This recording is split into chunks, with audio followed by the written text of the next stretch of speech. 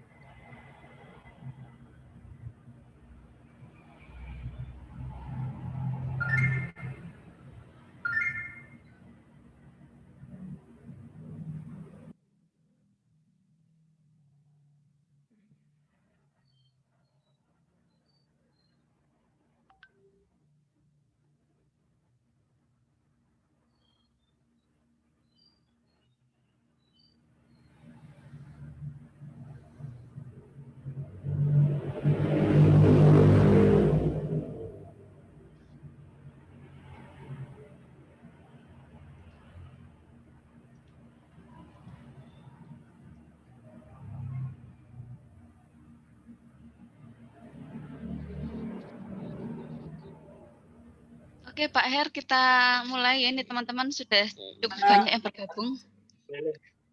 Selamat datang teman-teman. Selamat datang, selamat pagi. Selamat pagi, semoga sehat semua. Waalaikumsalam.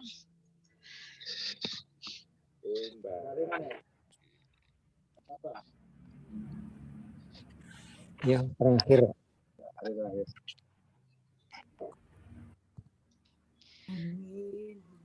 Assalamualaikum warahmatullahi wabarakatuh. Mohon izin saya mulai sekarang teman-teman. Semoga semua dalam kondisi terbaik, sehat walafiat semua, tetap semangat. Sampai di alhamdulillah kita nggak terasa atau terasa ini ya, sudah sampai di hari keempat. Terasa. Nggak terasa, terlalu cepat waktunya. Kalau yang terlalu cepat itu berarti hari-harinya penuh bahagia, Pak.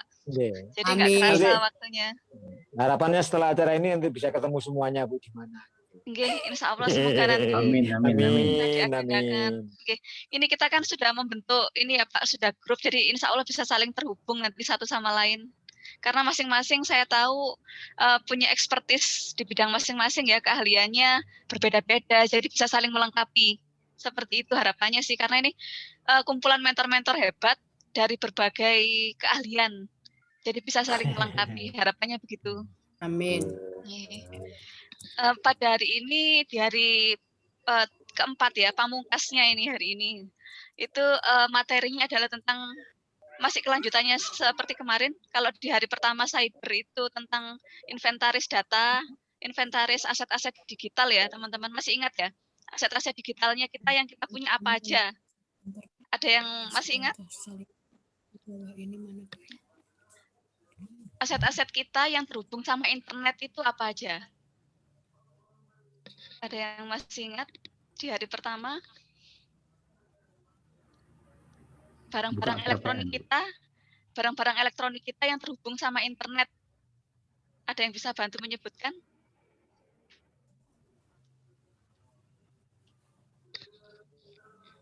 Mungkin bisa ditulis di chat. Ya, bisa ditulis di chat. Ya, smartphone, terus apa lagi? Laptop, komputer. Ya, laptop, komputer. Terus termasuk televisi juga kan terhubung dengan internet sekarang bisa. Ya, smart TV. Ya, smart TV, betul. Nah, itu harus kita inventaris karena setiap aset digital kita itu memiliki resiko serangan cyber. Jadi kita datangnya dari mana, nanti resikonya kan kita nggak tahu, jadi bisa kita antisipasi seperti yang disampaikan di pertemuan yang sebelumnya.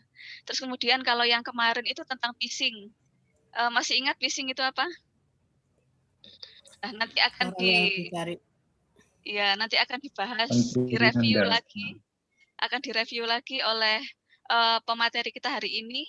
Hari ini Pak Hertanto yang akan menyampaikan materi hari keempat, yaitu tentang pencadangan data. Gimana sih data kita itu supaya tetap aman, seperti itu. Nah, beliau ini bukan orang yang asing lagi di dunia digital karena memang sehari-hari sudah aktif, pekerjaannya juga berhubungan sama digital dan akuntansi keuangan gitu. Mungkin nanti Pak Hertanto juga bisa menjelaskan lebih lanjut tentang aktivitasnya sehari-hari ya Pak di profilnya. Nah, agar kita tidak mengulur waktu lagi, waktunya bisa berjalan dengan optimal, mari kita mulai dan sebelum kita mulai mari kita berdoa bersama-sama dahulu. Berdoa, mulai.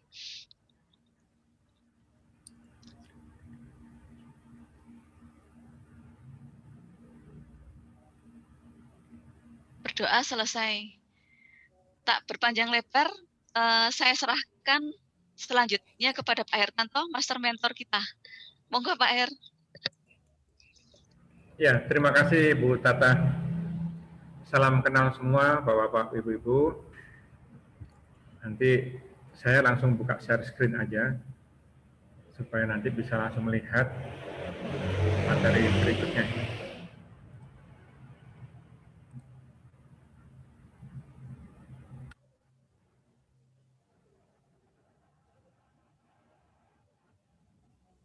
Sebelum kita mulai, saya cek dulu apakah gambar di layar saya sudah terlihat baik. Sudah jelas. Oke. Satu orang lagi. Jelas, Pak. Jelas. Oke, jelas. Terima kasih. Hari ini kita akan melanjutkan pelatihan keamanan cyber yang ketiga ya. Pelatihan keamanan cybernya yang ketiga. Kalau yang pertama kemarin master class ya. Jadi tadi disebutin sama Bu Tata bahwasannya materi utamanya di pencadangan. Orang bilangnya backup. Gitu ya. Jadi saya memperkenalkan diri dulu.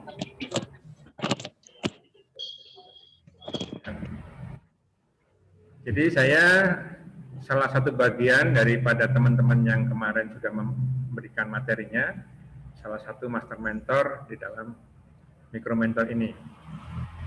Sementara pendidikan saya memang tidak jauh dari bidang komputer. Jadi di samping saya pendidikan diploma di programming dan melanjutkan di S1 di informatika, itu ternyata berlanjut kepada pekerjaan-pekerjaan saya yang tidak jauh dari dunia komputer. Cuman tidak seperti yang Bapak Ibu bayangkan semua harus mengerti. Karena tanpa pendidikan formal pun masyarakat atau kita semua bisa dibekali pengetahuan-pengetahuan tentang teknologi. Jadi walaupun pekerjaan saya di bidang IT, tetapi secara spesifik, secara keahlian, saya di bidang teknologi, informasi, ilmu, atau penerapan di akuntansi di beberapa perusahaan.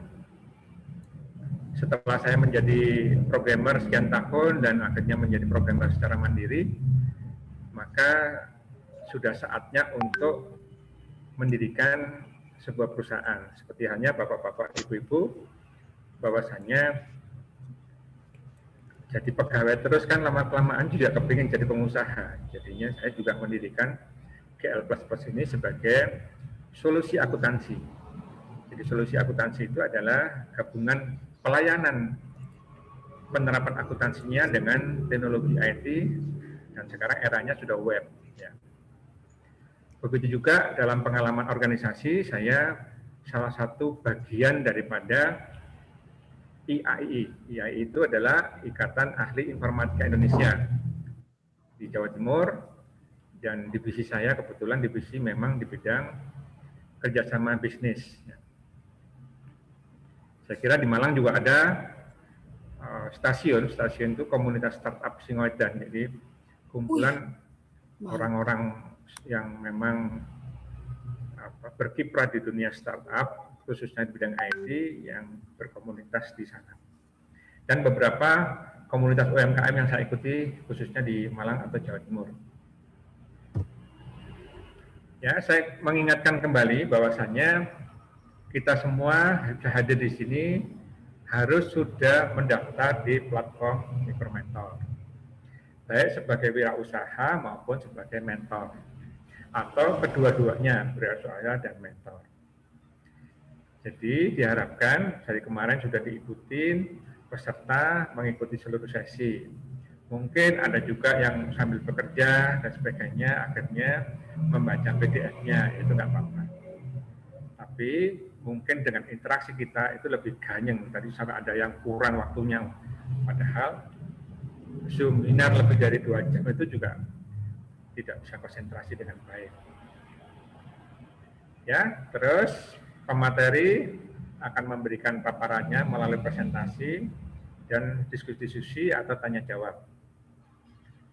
Jadi peserta yang mengajukan pertanyaan, walaupun di sini di sisi akhir, tetapi sebenarnya tidak harus di sisi akhir, tergantung dari pematerinya. Kalau memang di dalam materi itu ada tanya jawab, maka kita bisa lakukan tanya jawab. Ya, terakhir bahwasanya silakan disiapkan peralatan tulis kalau nanti diperlukan sebagai aktivitas langsung.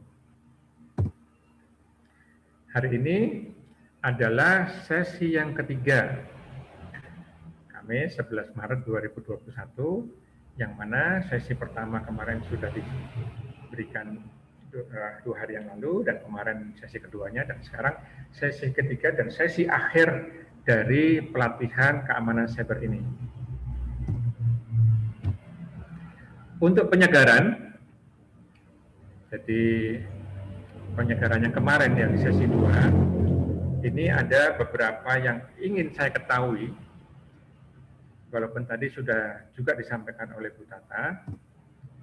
Yang pertama adalah, pertanyaannya adalah, apakah boleh menggunakan satu sandi untuk semua akun? Nah, ini saya akan stop screen dulu, dan saya ingin berdiskusi, berdialog dengan Bapak-Bapak Ibu semua. Ya, diingat ya, apakah boleh menggunakan satu sandi untuk semua akun? Hanya nomor 1, ya. Hanya nomor 1, dan silakan raise hand untuk 2 orang yang ingin memberikan argumentasinya.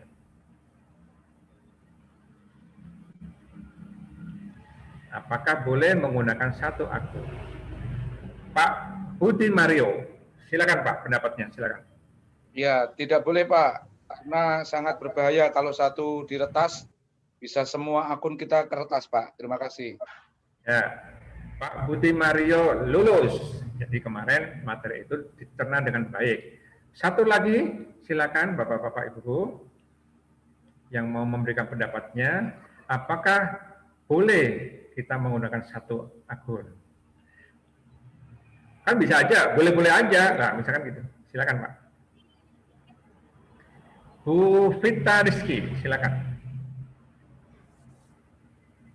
Tidak boleh Pak, soalnya kalau menggunakan satu kata sandi yang sama itu bisa mudah ditebak sama orang lain kalau misalnya orang itu sudah pernah dekat dengan kita. Terima kasih. Ya, jadi semua kalau kita menggunakan satu akun, maka ada resiko cyber di dalamnya. Nah, inilah yang akan kita coba hindari dengan materi-materi tersebut supaya kita sebagai pelaku UMKM itu terhindar dari resiko-resiko cyber tersebut. Oke, saya lanjutkan yang kedua. Apa itu phishing? Jadi tadi sebelum dimulai, Bu Tata juga sudah menyampaikan. 2 orang lagi yang ingin memberikan pendapatnya, saya persilakan. Apa itu phishing? Bagi mereka yang mau menuliskan di chat boleh, tapi saya berharap ada interaksi di sini sehingga saya memprioritaskan yang akan raise hand. Silakan Bapak-bapak Ibu. Apa itu phishing?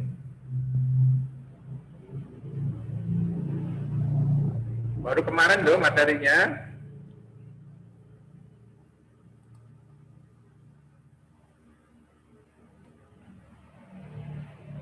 Ayo silakan, Bapak-bapak, Ibu-ibu. Pak Budi lagi nih sepertinya, raise hand. Nah, Atau itu Bu Dwi Salina. Ya, silakan Bu. Audionya dibuka dulu, Ibu Bu Dwi. Audionya Bu Dwi dibuka dulu supaya terdengar suaranya. Nah, oke, silakan. Oke, yang phishing itu sejenis penipuan ya. Gimana caranya si penipu tadi mendapatkan informasi gitu atau data pemilik atau data sensitif istilahnya kemarin kayak nama, password dan informasi kartu kredit dan sebagainya. Untuk apa? Dengan cara menyamar sebagai sosok atau pihak yang si user tadi percaya gitu ya. Oke, cukup? Ya. Ya. Ini juga salah satu yang lulus dari materi kemarin. Jadi sangat jelas bahwasanya dengan mengetahui phishing itu sehingga kita bisa lebih hati-hati di dalam menerima informasi dari luar. Silakan Pak Gus Beni Abdullah. Silakan Pak.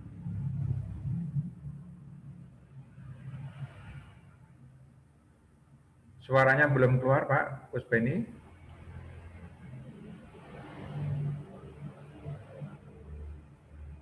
Mungkin audionya di lokal.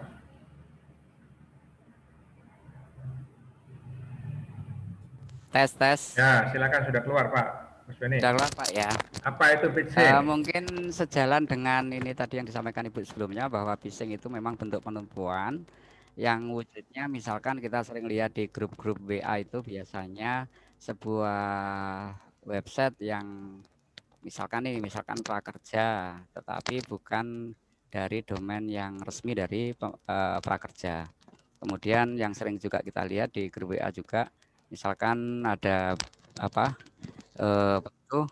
nyebar link misalkan pembagian pulsa gratis tapi bukan dari vendor yang menyebarkan. Dengan demikian ketika kita klik maka semua kita diarahkan ke sebuah link yang memang jebakan gitu Pak.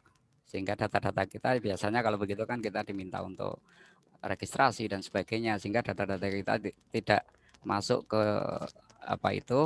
link yang sebenarnya dari vendor maupun dari organisasi yang terpercaya. Terima kasih Pak. Jadi banyak ini materinya sudah dicerna dengan baik. Jadi terima kasih Bapak-bapak, Ibu-ibu. Untuk yang lain walaupun belum berkesempatan atau tidak mengajukan diri, saya kira materinya juga dicerna dengan baik sehingga kita bisa lanjutkan ke materi berikutnya. Tak share lagi.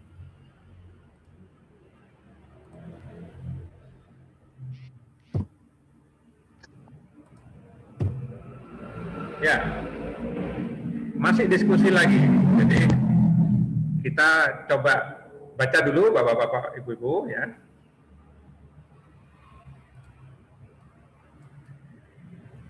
Mana kata sandi yang lebih kuat, rahasia atau ya rahasia juga, cuman berbagai modifikasi ataupun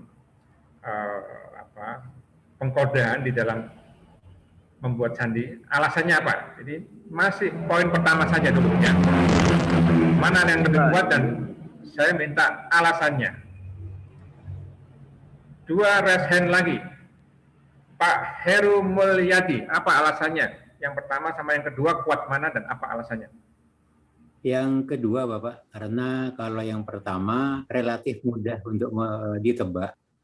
Kemudian dengan yang kedua itu ada bahasa atau kata sandi yang mungkin itu sulit orang menerka. Lebih sulit dan lebih panjang. Ya, kemarin dinamakan apa Pak kalau kita mempunyai pengkodahan yang unik dengan cara tersebut? Apakah besar, huruf kecil, angka, kombinasinya, dan sebagainya? Kombinasi Bapak. Ya, kombinasinya kemarin ada materi dari Bu Devi, autentik 2 faktor. Betul. Di mikromentor juga akan ada itu, sehingga dengan pengkodean menggunakan 2 FA itu menjadikan kita lebih aman. Ya, silakan lagi Bu Riris Yuniarsi. Apa alasannya kenapa yang pertama lebih lemah dibandingkan yang kedua? Silakan Bu Riris. Kalau menurut saya, ya selamat pagi semuanya. Kalau menurut saya itu yang kuat itu adalah yang kedua, karena di sana memang sama, yaitu rahasia. Cuma dalam penulisan itu berbagai macam karakter di sana. Mungkin ada huruf, ada angka. Nah, itu mungkin orang akan sulit menebak atau sulit menghafal, walaupun katanya tetap yaitu rahasia, tapi orang akan sulit menebak atau menghafal atau membuat kata-kata atau huruf-huruf tersebut. Nah, itu. Oke, ini juga salah satu yang lulus. Satu lagi saya tanya Bu Ludi sebelum rasanya diturunkan adalah, apakah Ibu sudah tahu sebelumnya tentang 2 FA dari sebelum materi ini didapatkan? Ya, belum, terus terang belum, tetapi hanya gambaran atau mungkin bahasa-bahasa yang awam gitu aja. Tapi kalau secara detail bahwa itu adalah istilah-istilah yang memang betul dipergunakan, memang belum, terus terang. Oke, nggak apa-apa. Jadi itu adalah kemanfaatan dalam materi pendampingan ini. Siap-siap pertanyaan kedua, saya share screen lagi, barangkali ada berupa tadi ya. Nomor 2, seseorang yang mengaku bekerja dari Gojek ya, menelpon Anda dan meminta Anda untuk menyebutkan kode OTP yang dikirimkan lewat SMS. Apakah Anda akan memberikan kode tersebut? Alasannya apa? Cukup jelas? Pertanyaannya? Jelas. Wah, ini yang belum, nah ini Mbak Mila Krab, silakan. Apa alasannya? Kok tidak memberikan kode? Selamat pagi. Pagi.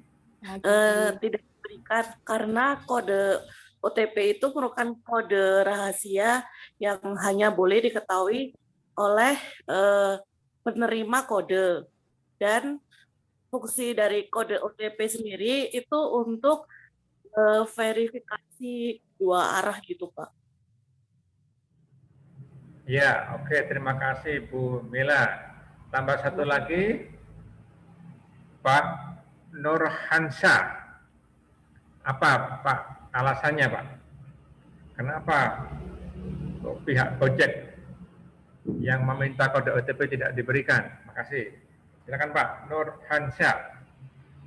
Kalau untuk dari Gojek resmi nggak masalah kita ini, tapi kalau telepon dari Gojek nggak boleh Pak. Nah itu verifikasinya nanti takutnya saldo GoPay kita yang hilang malah. Ya, sudah cukup. Ada tambahan lagi Pak Nurhansyah? Cukup. Oke.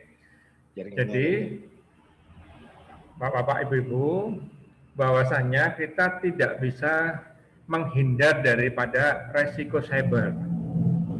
Ya. Minimalisir resiko cyber itu dengan pengetahuan dan tindakan-tindakan dini supaya kita lebih aman. Ya. Silakan diturunkan. Sekarang kita lanjutin ke materi selanjutnya.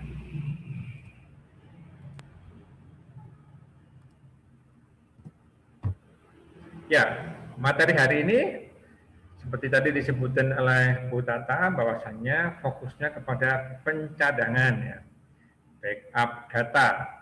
Mungkin paling sering kita dengar backup data, jangan sampai lupa kita harus backup data. Karena seperti kemarin mentor jadi pendamping, nah ini backup, karena yang telinga kita sudah terbiasa dengan backup, tetap harus ada, Indonesianya adalah pencadangan. Oke. Kita berikutnya, pencadangan dan pemulihan. Jadi bukan hanya pencadangan itu diharapkan supaya kita ada kemudahan, ada penyelamatan untuk pemulihannya. Jadi apa yang dimaksud cadangan, backup tadi, adalah salinan informasi atau data utama yang disimpan terpisah. Bisa di CD, bisa di USB, bisa di hard drive, ya. Itu alat-alat untuk penyimpanan cadangan. Jika terjadi insiden, baik itu serangan cyber, bencana alam, atau peristiwa lainnya, kita dapat memulihkan datanya atau berangkat menggunakan cadangan ini untuk melakukan pekerjaan seperti biasa. Kalau seandainya kita nggak punya cadangan, maka itu sangat berisiko terhadap data ataupun bisnis kita. Ya, kita ngomong tentang usaha bisnis.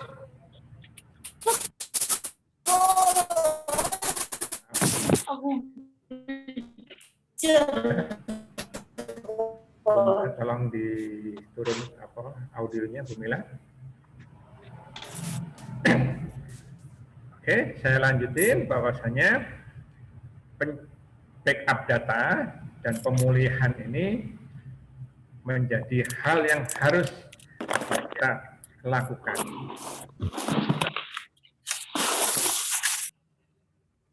Oke, akhirnya audionya di close ya.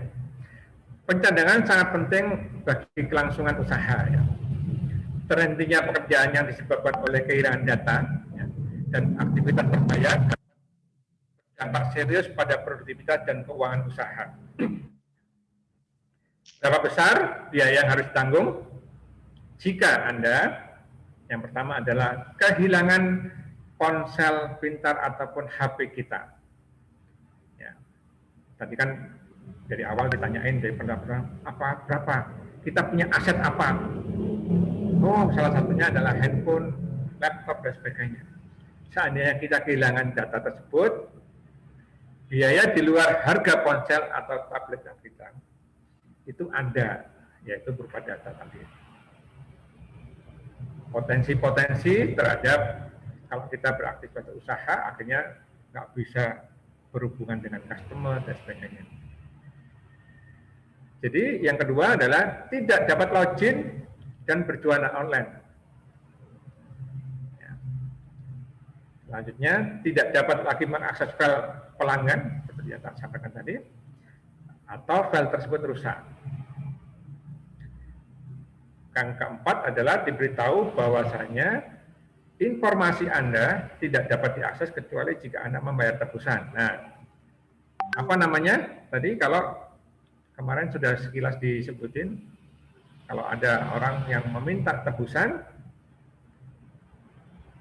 nah, stopin. Ada yang masih ingat? Oke, ini tak go ahead semua dulu ya.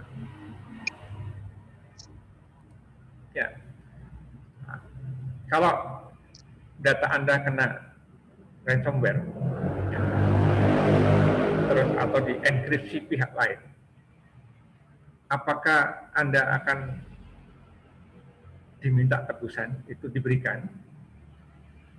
Silakan. Walaupun ini belum tanya, saya ingin tahu pendapatnya satu orang saja. Seandainya data Anda kena enkripsi atau ransomware, ya, Pak Heru Mulyadi, silakan.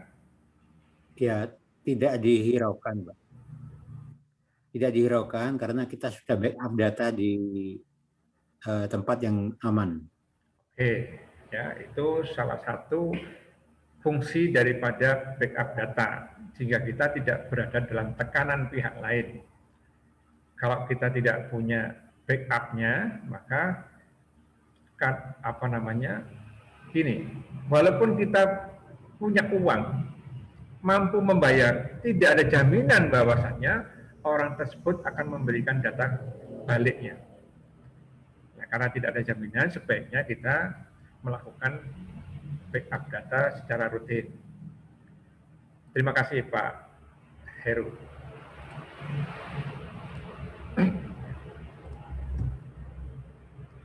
Pencadangan sangat penting bagi kelangsungan usaha ya. Cadangan data akan sangat membantu untuk memulihkan dan melanjutkan pekerjaan dengan segera. Ya, saya kira tadi sudah disampaikan. Jadi kalau kita ada masalah dengan data kita, maka kita bisa mengambil backup datanya. Ini adalah salah satu contoh kasus ya. Kita baca bersama-sama. Yang sebelah kiri ya. Aku sebel sama temanku ngerjain skripsi kok cepet banget, udah nggak mau selesai. Udah mau selesai. Terus waktu aku pinjam laptopnya, harddisk isi skripsinya, aku klik kanan terus quit format. Bayangkan, skripsi itu kan nggak sehari 2 hari. Terus diklik format. Sekarang dia belum sidang, tapi aku mau sidang. Asik kan? Jadi senang dia. Dia duluan, tapi mengorbankan orang lain. Ya. Kalau kita nggak punya cadangan datanya, maka kita harus memulai dari awal. Ya. Dan itu skripsi kan nggak bisa seminggu selesai, sebulan selesai. Tapi kalau ada backup datanya, paling tidak revisi terakhir barangkali yang perlu diselesaikan. Yang sebelah kanan, udah ada firasat nggak enak sama file ini. Inisiatif copy di flash disk tanpa sadar yang diklik cut. Mudah-mudahan pahamnya yang diklik cut. Ya. Dan beberapa menit dari situ flash disknya nggak sengaja ketekan sama tangan sampai potong. Akhirnya flash disknya rusak. Sudah file hilang di laptop, flash disknya nggak bisa dibuka, hilang deh datanya. Gini mungkin ya kalau udah takdirnya harus ngerjain ulang. Padahal itu adalah faktor keamanan internal kita sendiri. Ya. Jadi pentingnya backup data yang menyangkut kelangsungan bisnis kita. Oke? Nah, tadi sudah saya sempat di sebelumnya tadi ada ransomware ya dan cadangan.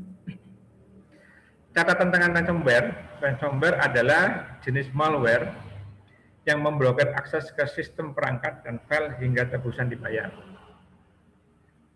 Contoh serangannya adalah WannaCry yang kapan hari pernah dilakukan dan kemarin sudah sempat diputerin videonya ya tentang WannaCry yang menyerang termasuk di Indonesia beberapa negara. Jadi kalau kita sekali lagi tidak melakukan backup data, banyak resiko yang harus kita hadapi, resiko cyber. Ya. Oke, saya sedikit aja, nggak usah banyak-banyak, akan saya putarkan videonya tentang yang kemarin itu, saya ulangi lagi, ya saya sudah siapin.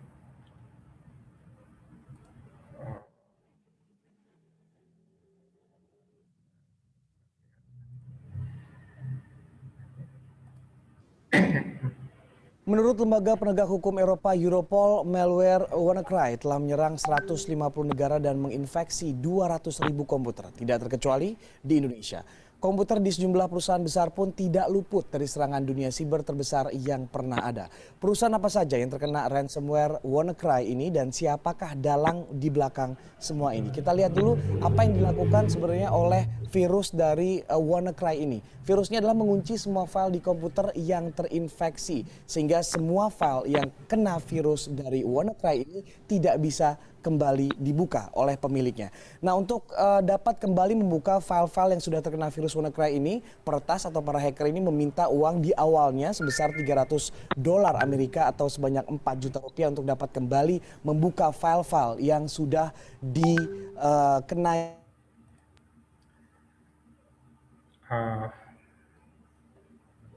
Oke.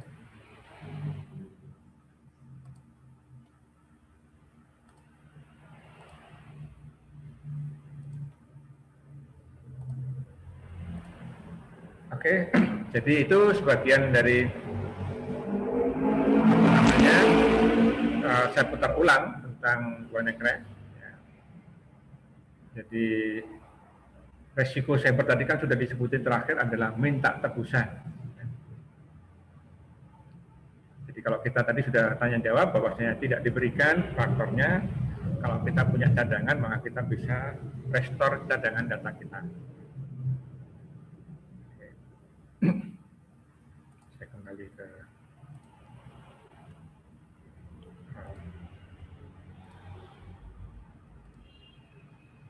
ini ransomware dan cadangan. Jadi ini ada berita di Tempo ya. Jadi berapa banyak yang sudah terserang ransomware ini. Di Indonesia hampir 2,13% serangan ransomware di Indonesia yang disasar adalah usaha kecil. Sekali lagi, pencegahannya bagaimana? Pencadangan data. Di samping pencadangan data, perangkat lunak yang sah, ya, yang asli ya.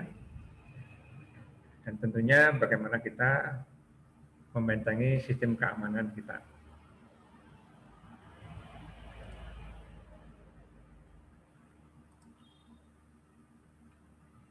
Apa aja jenis cadangan yang kita bisa lakukan, yaitu pencadangan offline. Jadi pencadangan offline ini adalah cadangan yang mengacu pada penyimpanan data secara lokal dan offline, seperti penyimpanan di drive eksternal, drive USB, kartu memori, dan perangkat yang lainnya, termasuk hard disk eksternal ya. Dan pencadangan ini dilakukan di tempat yang terpisah. Kelebihannya apa? Kalau pencadangan offline, maka sebagian besar mesin dilengkapi dengan pencadangan otomatis. Pencadangan tidak membutuhkan biaya mahal namun cepat, karena sifat offline ya.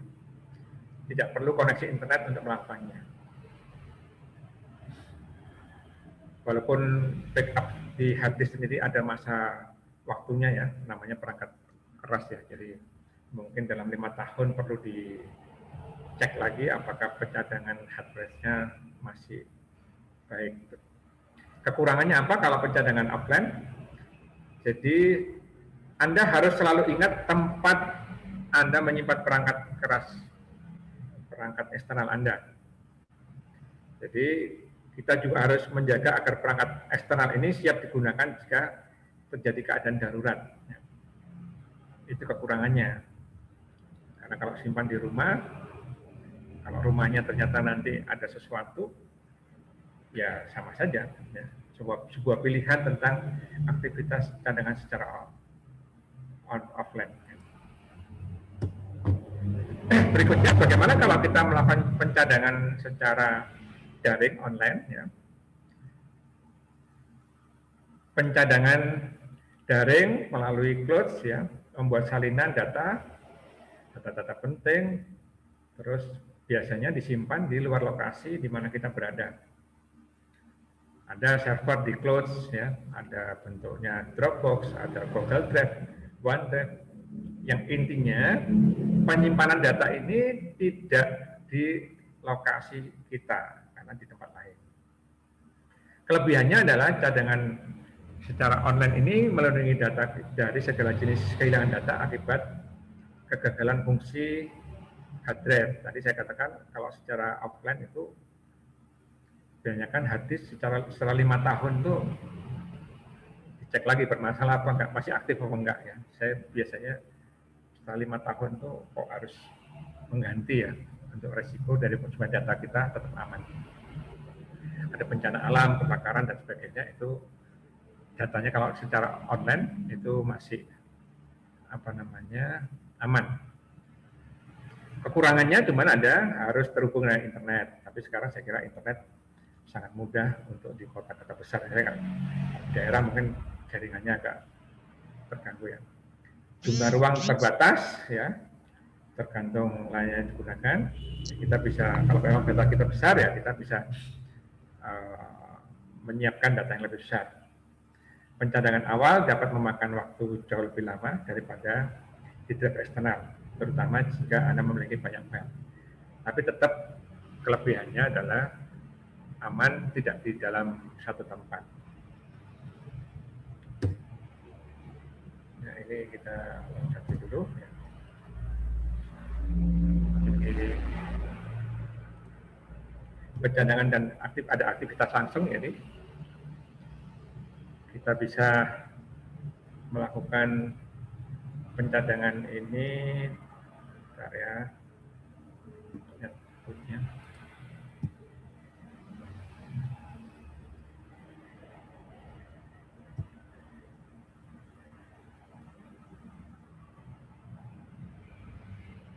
Oke. Kita diskusi sebentar ya, atau ada masalah pencadangan ini. Kalau di Windows ya, ada backup ya, backup secara otomatis yang kalau ada gangguan sistem kita bisa restore ulang. Begitu juga teman-teman kalau yang menggunakan Mac ya. Silakan kita diskusi sebentar untuk pencadangan offline sama online tadi, apakah sudah cukup bisa kita mengerti bersama?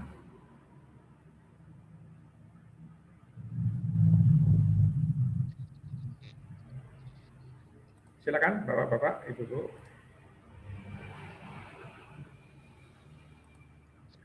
Sebentar ya.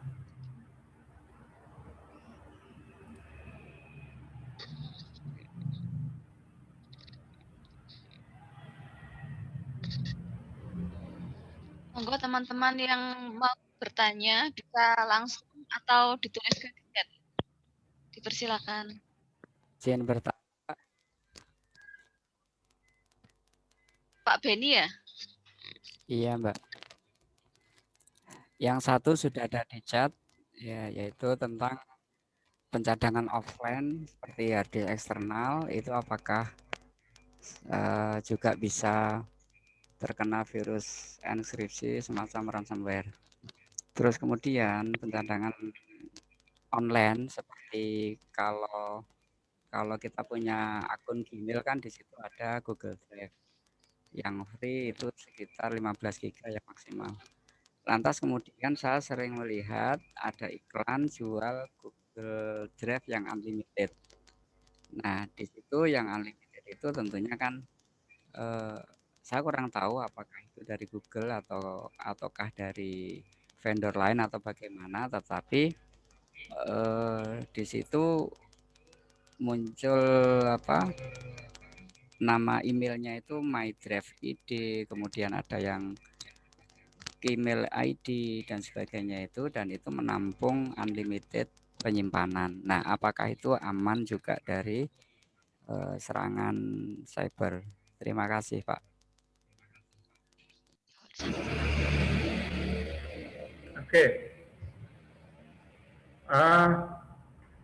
Seperti di awal tadi disebutin, semua perangkat yang terhubung dengan secara online, maka itu mempunyai resiko.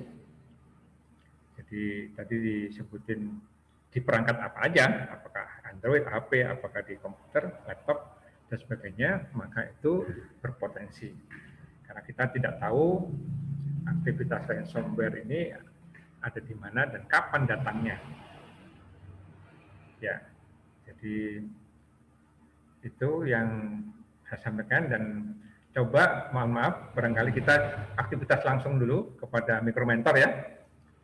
Jadi kita share screen lagi ya.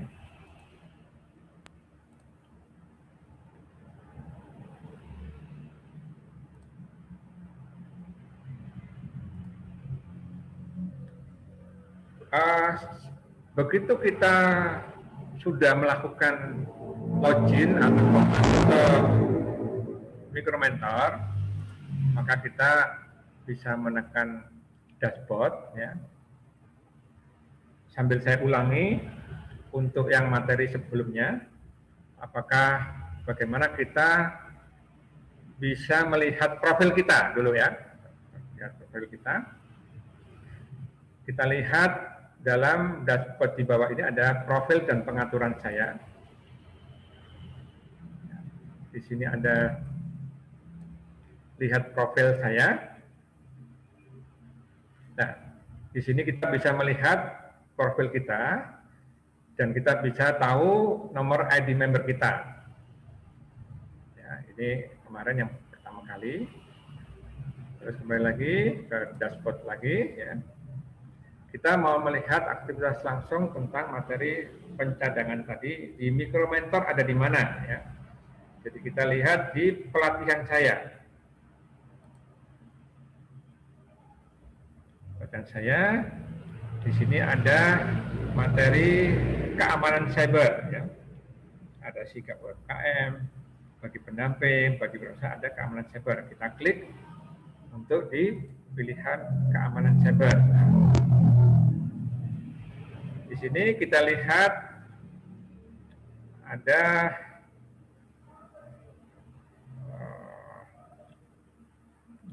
nah ini yang kemarin buku panduan ya, buku panduan tulis keamanan cybernya yang materi kemarin. Sebentar, untuk yang ini yang keamanan cyber yang menyangkut antivirus ya, Microsoft Defender.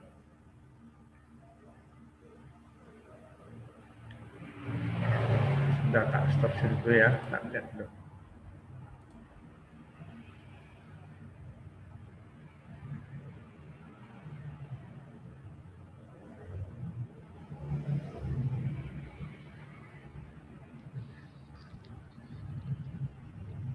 Apa saya bantu dari akun saya, Pak? Oke, Mbak Tata sudah bisa share screen punya itu ya.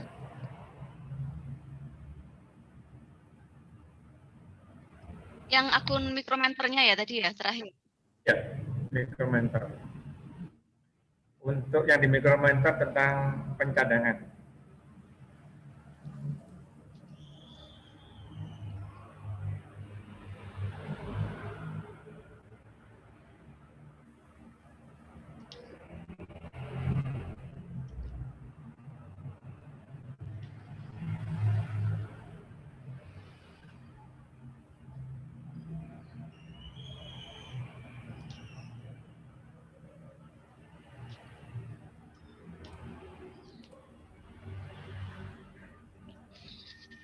Sudah tampak ya, Pak? Ya, terlihat. Jadi ini mulai masuknya ya. Klik pelatihan saya.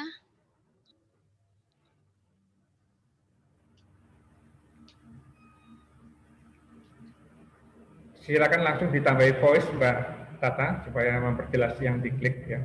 Saya mohon dibantu. Oke.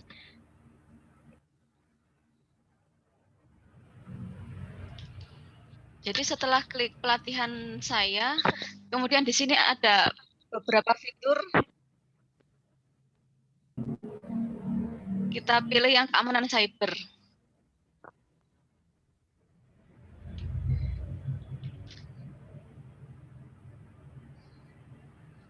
Ini di sini sudah nampak. Ada portal pembelajaran. Kemudian ada toolkit keamanan cyber. Dan juga ini ada buku panduan toolkitnya. Beberapa teman itu pernah testimoni ya. Kalau sebenarnya toolkit yang keamanan cyber yang ada di Micromentor itu, kalau kita beli sendiri, itu harganya sangat mahal. Berjuta-juta gitu ya. Tetapi di sini sama Micromentor kita sudah disiapkan secara gratis. Mungkin itu Pak, yang mana yang bisa dibantu? Saya tadi maunya nyari yang tulisannya pencadangan dan pemulihan, tapi kok tidak ketemu gitu.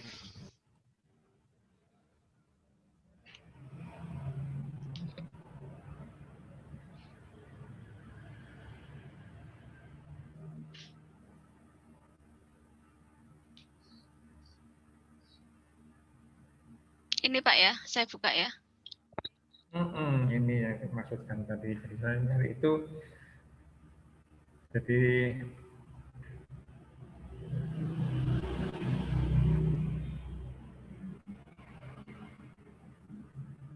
Apa disetel ini Pak Her? ya, ya boleh. Tidak perlu harus 5 daripada toolkit keamanan cyber. Silakan diklik play. Pencadangan atau backup adalah satu-satunya baik Anda. Cadangan adalah salinan data yang disimpan secara terpisah di komputer atau perangkat Anda. Pencadangan sangat penting agar Anda dapat memastikan informasi Anda tidak hilang. Data Anda dan all. Penting untuk mempertahankan cadangan data yang terbaru sehingga Anda tidak akan kehilangan data apapun. Anda mengalami kekurangan dunia maya.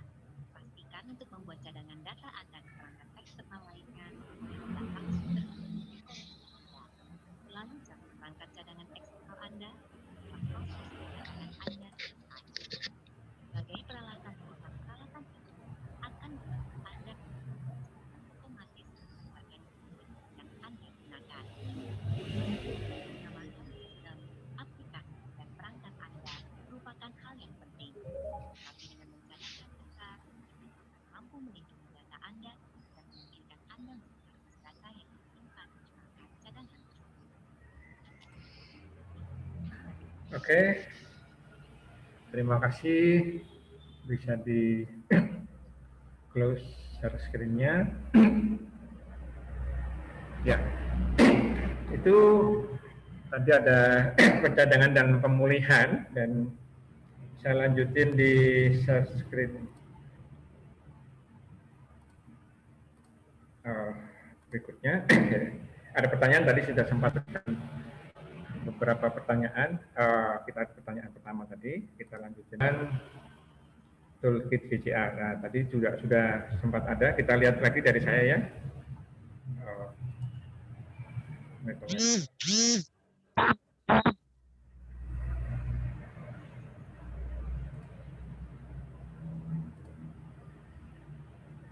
Saya share screen.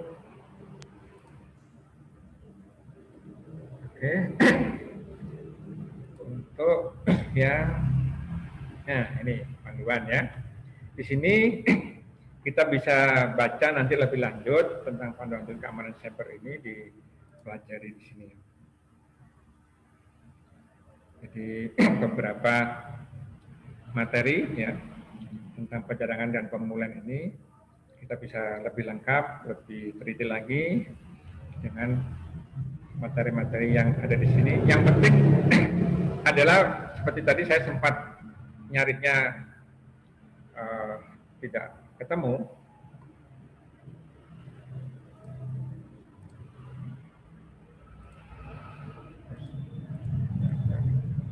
Ini close-nya.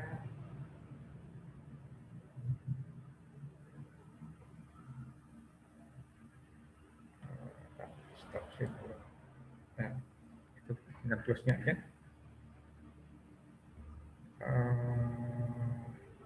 Saya kembali ke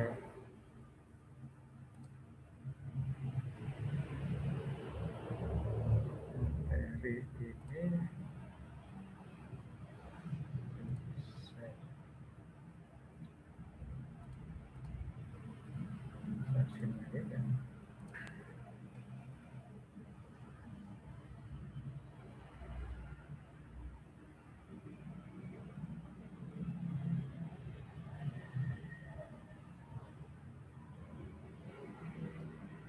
Mohon maaf, sebentar, ini kok saya nggak bisa keluarkan.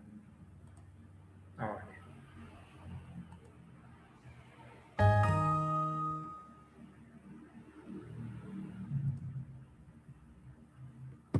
Oke, nah, daftar periksa keamanan ya, daftar periksa atau keamanan cyber. Jadi ini salah satu fasilitas juga yang kita bisa ketahui atau kita manfaatkan dari Micromentor. Jadi di sini ada ketahui aset Anda, bagaimana memperbarui pertahanan, terus mencegah phishing dan malware, dan itu relatif fasilitas-fasilitas tersebut disediakan secara gratis.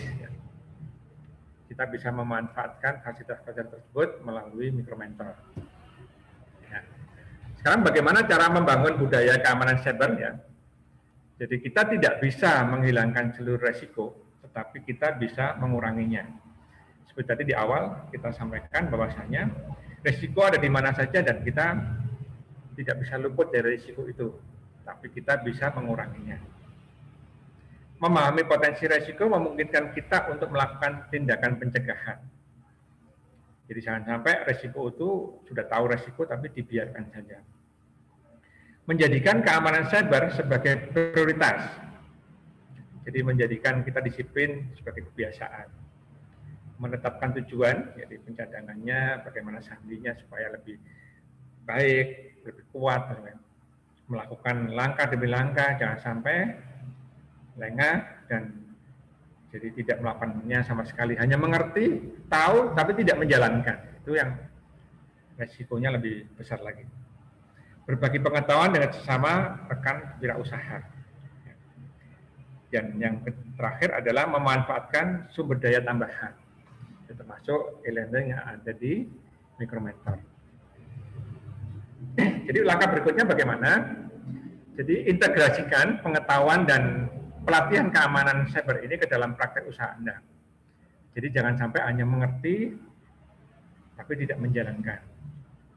Jadi mulai dengan hal-hal yang mendasar seperti tadi diinventaris perangkat dan akunnya, apakah handphone, apakah laptop itu secara keras, secara software, ada email, ada web dan sebagainya, ada data-data yang bersifat online itu perlu diketahui, inventaris.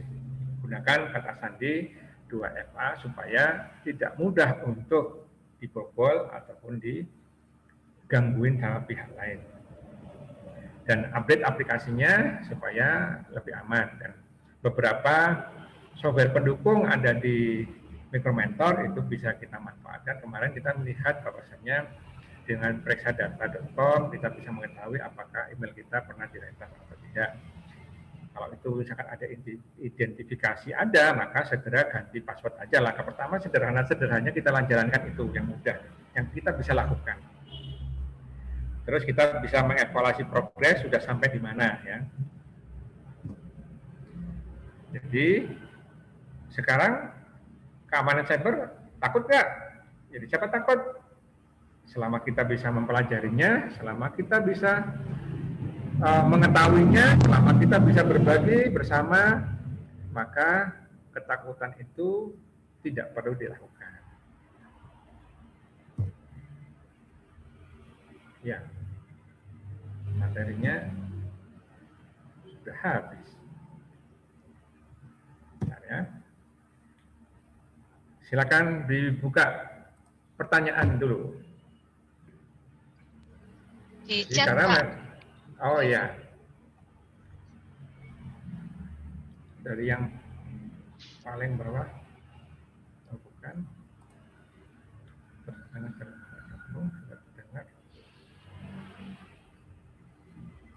Dari Pak Nelson, ini ada pertanyaan. Yang mana, Bu? Jenis pencadangan yang cocok buat UMKM. Oh, ya. Pak, siapa tadi namanya? Pak Nelson. Pak Nelson, ada online. Pak Nelson bisa online dengan saya, Pak Nelson. Ya, Pak Nelson. Pak, Bapak usahanya apa, Pak? Toko tani, Pak. Oke. Sebenarnya sama ya, Pak ya. Materinya tadi ada ya. Secara pencadangan secara offline dan online ya. Saya kira kalau data Bapak cukup banyak, flash disk kurang lah. Sebaiknya pakai hard disk, Pak ya, basis eksternal. Ya. Walaupun saya katakan tadi ada masa usianya hard disknya, tapi itu jauh lebih bagus. 5 tahun sekali lagi itu dicek, karena biasanya hard disk setelah 5 tahun itu ya pabriknya mungkin bikinnya 5 tahun ya. Iya. Pada dasarnya kalau lebih dari 5 tahun, saya rekomendasikan untuk ganti hard disk. Itu kalau secara offline. Tadi sudah disebutin kalau secara offline itu kemanfaatannya apa aja dan sebagainya. Dan secara online, Pak, secara online tentunya termasuk beberapa materi ini dimasukkan ke dalam Google Drive, dalam Cloud, ke dalam awan. Maksudnya bahwa tidak tersimpan di dalam rumah kita, tidak tersimpan di dalam usaha kita, di kantor kita, di tempat toko kita, tapi di tempat lain. Karena resikonya kalau ada kebakaran, kalau ada pencurian, kalau ada hal-hal yang bersifat fisik di tempat kita, itu datanya masih aman. Jadi pertanyaannya adalah bagaimana yang paling baik ya yang ideal di dua tempat, Pak. Offline dan online. Ya, makasih Pak. Terima kasih. Mohon Bu Tata, ini chatnya saya nggak bisa terlalu jauh melihatnya. Mungkin namanya siapa yang ada pertanyaan, saya panggilnya lewat sini supaya nanti langsung interaksi secara voice. Tadi Pak Beni sudah bertanya, tetapi ada 2 pertanyaan. Yang satu apa sudah terjawab Pak Beni? Kalau belum mungkin bisa disampaikan kembali. Silakan Pak Beni. Pak Gus Beni belum. Baik Mbak. Ya. Yang poin 2 Mbak sepertinya, yang terkait dengan penyimpanan online. Kalau di Google Drive itu kan jelas dari Google ya. Namun berkembang sekarang kita berseliweran itu iklan jual Google Drive Unlimited. Tapi domainnya itu Gmail ID, kemudian My Drive ID dan seterusnya. Apakah itu juga aman gitu, Pak? Terima kasih. Ya, aman itu tidak ada jamin, Pak. Relatif pasti. Ya, karena siapa yang jamin? Pabriknya jamin hard disknya baik, ya nggak ada yang jamin. Termasuk data kita. Tapi memang jaminannya kalau kita, mohon maaf, bukan masalah gratis dan tidak gratis. Kalau berbayar itu bayarnya itulah yang jamin. Tapi tidak jaminan 100%. Kalau kita menggunakan, apakah bikin website, pakai domain, apakah pakai sewa cloud ya, tidak ada yang jamin juga. Karena data saya juga pernah berubah di luar kendali. Dan data di luar kendali itu datangnya dari mana? Apakah dari pemilik hosting? Apakah dari staf saya sendiri? Apakah dari pihak lain? Tidak ada jaminan. Intinya data saya berubah. Nah, kalau data saya berubah, tanggung jawab ada di saya. Apalagi itu data di klien misalkan. Nah, bukan masalah orang Indonesia, tetap bersyukur. Kenapa? Karena ada backup datanya. Bayangkan kalau tidak backup data, sudah secara resiko bisnis kita di mata klien jatuh, dan datanya tidak balik. Yang bisa dilakukan adalah dengan sistem pelayanan. Maka bagaimana customer tidak hilang, kita bantu entry atau kita bantu yang bisa kita lakukan supaya customer tersebut merasa terlayani dengan baik. Jadi sifatnya bukan lagi pencadangan di mana, tetapi mempertahankan customer. Misalkan kayak gitu. Demikian Pak. Baik, terima kasih Pak. Berarti kesimpulannya memang kembali kepada ini ya Pak ya, tingkat keamanan yang tadi disarankan menggunakan 2 faktor dan seterusnya itu ya Pak. Ya. Maksudnya dari sisi keseluruhan materi Cyber 1, 2, 3 ini yang sudah sangat baik untuk UMKM mau bisa jalankan. Maksudnya ini kan berdasarkan riset ya, bukan berdasarkan presentasi saya pribadi ataupun presentasi teman-teman, bukan. Ini berdasarkan riset yang memungkinkan dan sangat memungkinkan bisa dilakukan teman-teman. Itu kan mudah. Masalahnya kadang-kadang walaupun sudah ikut pelatihan ini, mereka tahu dan mengerti, tapi sangat sulit untuk disiplin menjalankan. Jadi masalah komitmen untuk menjalankan ini kita berlatih bersama. Ya, saya kira bukan masalah pinter dan tidak pinter, tapi juga setelah tahu mau nggak menjalankan itu untuk mengurangi resiko cybernya. Demikian Pak. Ya, baik, terima kasih Pak. Ya, terima kasih. Ini sebelum lanjut ke chat lagi, tadi ada Pak Heri Eko yang raise hand. Monggo Pak Heri. Wah, ini jadi jauh ini kayaknya. Ya Pak Heri dari yang Mbak Tata kemarin bilang semenanjung Indonesia Malaysia. Belum terdengar Pak Heri. Suaranya belum terdengar Pak Heri.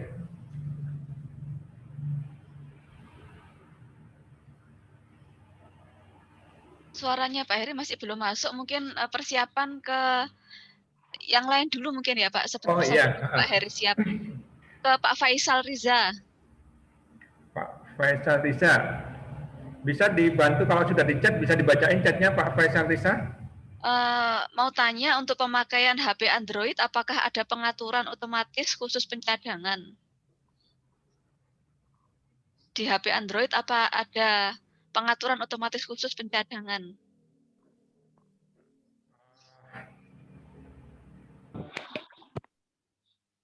Saya jujur saja belum melihat ke sana, tapi barangkali bisa dibantu. Ya, silakan Pak Sawene, Pak Faisal. Ya, jelas ya Pak suaranya? Oh ya, Pak Faisal Riza. Halo? Terdengar Pak suaranya Pak.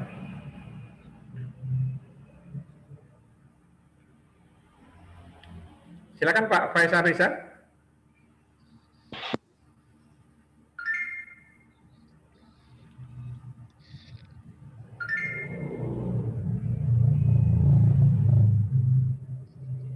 Ya, Pak Faisal Riza. Pak Faisal Riza ini kayaknya kapan hari dari Kalimantan, jadi jauh juga ini. Sambas kalau nggak salah kemarin. Iya. Nah ini terdengar. Silakan pertanyaannya tadi diulangi lagi Pak Faisal Riza. Baik.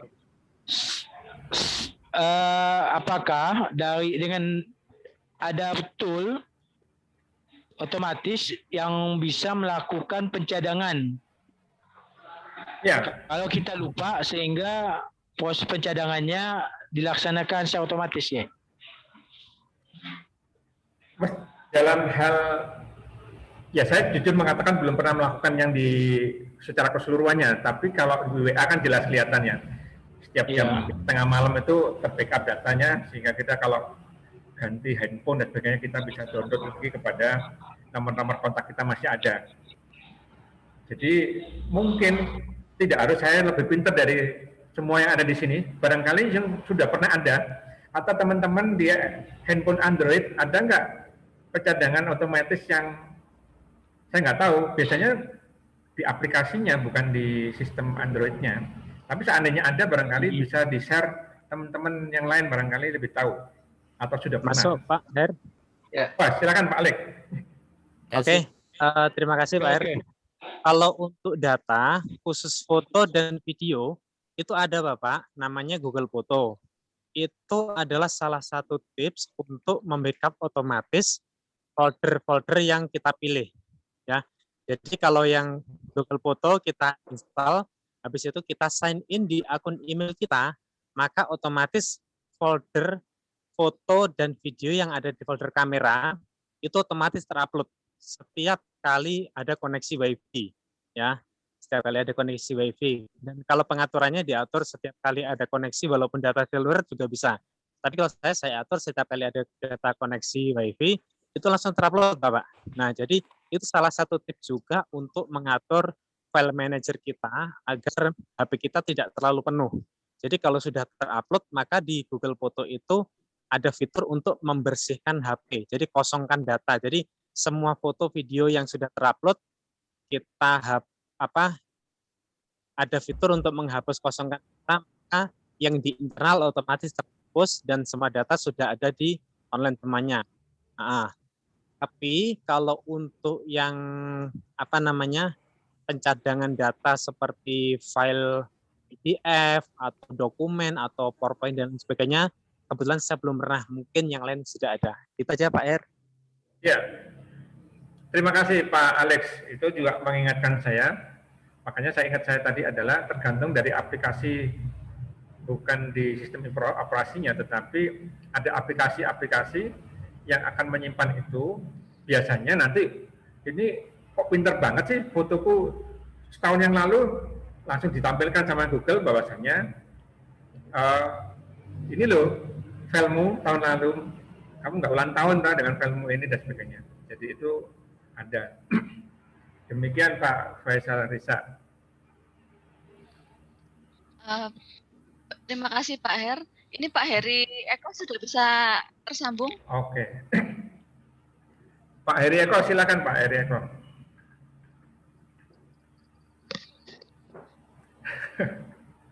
Belum bisa Pak rupanya Pak. Belum Masih masuk belum bisa voice-nya. masuk suaranya. Mungkin bisa dituliskan di chat ya. Oh iya, nanti bisa dibacain. Oh ya. Ada Pak Budi Mario raise hand. Ya, silakan Pak Budi Mario. Terima kasih Pak. Jadi saya mau tanya, kalau seandainya di Google Drive atau di Dropbox itu juga aman atau tidak Pak ya? Apakah file kita bisa diketahui oleh Dropbox, oleh Google Drive gitu Pak? Terima kasih. Oke Pak. Kembali lagi, bahasa aman ini tidak ada jaminan. Ya, yang bisa kita lakukan adalah mengurangi resiko tidak amannya tadi. Jadi memang ada proses enkripsi ya, di enkripsinya Anda. Cuman kan kembali lagi, kalau kita bikin password, balik lagi, pakailah 2FA supaya tidak mudah dibobol orang. Satu contoh, misalkan saya punya aplikasi Pak ya, aplikasi yang memasukkan password di dalam aplikasi akuntansi yang di tim saya. Itu saya tidak tahu passwordnya, walaupun saya pemilik daripada aplikasi itu. Kenapa? Karena di situ sudah dienkripsi. Bagaimana kalau usernya lupa? Ya bikin baru, dihapus, bikin lagi, dan sebagainya. Nah, kalau Bapak nggak punya akses kepada yang punya kewenangan itu, ya data Bapak tidak bisa diakses lagi. Kalau Bapak misalkan passwordnya lupa ataupun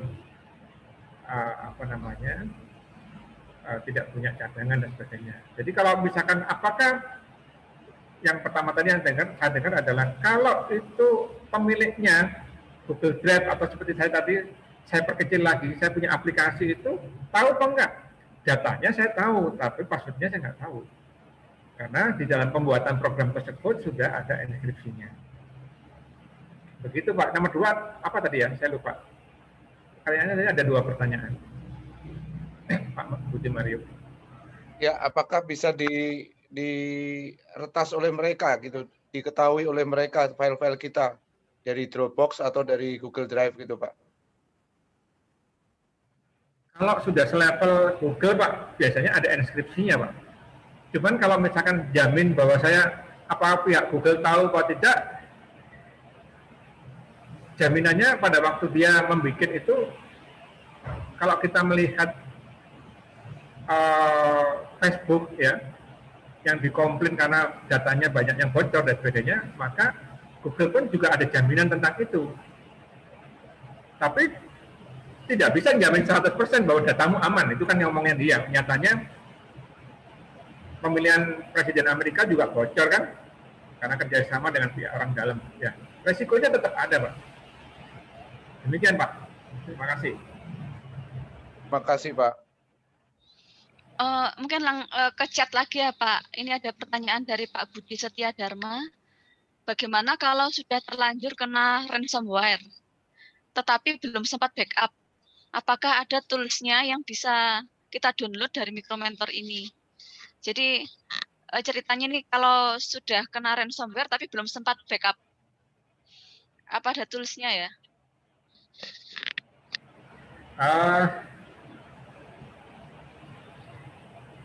Jadi ransomware itu kan software ya, kayak ya seperti orang bilangnya virus lah, malware.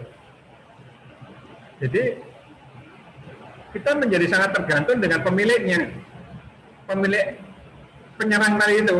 Makanya dia minta tebusan. Nah, kalau misalkan itu sudah terjadi ya kita tidak bisa ngapa-ngapain. Mau berdoa pas pakai bismillah juga tetap datanya hilang. Itu mohon maaf bukan masalah, nanti saya bisa salah, bukan masalah bismillah ya. Tetapi maksudnya materi pertama kemarin kan salah satu sekian banyak orang menggunakan password bismillah, jadi itu rawan kan gitu. Jadi saya kalau sudah kena enskript pihak lain, software dan sebagainya, ya dan nggak punya backup, seperti skripsi tadi, jadi ke format ulang hilang semua ataupun di-cut ke flash disk, flash disknya foto, sehingga ya datanya hilang, harus ngulangi lagi. Nah, makanya pencadangan ini, materi ini menjadi sangat penting. Sederhana dan penting. Sebenarnya materi ini nggak banyak kan. Pertemuan ketiga ini sebenarnya lebih banyak evaluasi dari kemarin dan pencadangan. Tapi pencadangan ini kenapa diberikan terakhir, karena ini penting loh. Gitu. Jadi jangan sampai kok abaikan. Gitu. Demikian Bu Tata, apa tadi Pak. Terima kasih. Ya, terima kasih Pak Her. Jadi kalau memang misalnya sudah pernah kena ransomware dan belum sempat backup, kalaupun masih ada data-data yang masih tersisa, kita sekarang mulai dicadangkan. Jadi data-data yang masih ada kita punya, itu bisa dicadangkan dan mulai diamankan sekarang. Gitu. Terus kalau ada untuk... ada okay. Ini sebentar Pak, ada satu pertanyaan satu lagi dari Pak Hotma Silalahi. Untuk masuk ke dalam suatu web, seringkali dihadapkan pilihan masuk daftar menggunakan akun FB, Gmail, dan lain-lain. Menurut Bapak, mana yang lebih baik? Apa kelebihan dan kekurangan masing-masing? Jadi kalau kayak seperti mau masuk ke Mikromentor, tadi kan banyak pilihan ya.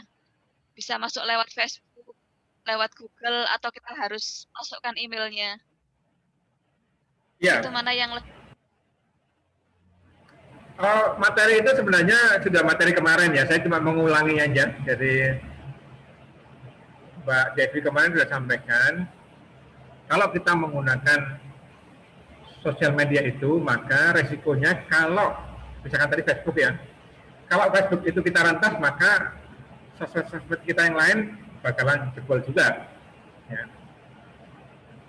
Kalau yang mana yang lebih baik? Yang lebih baik, ya seperti teman Mbak Devi di pengarahannya kemarin, dia mengetikkan secara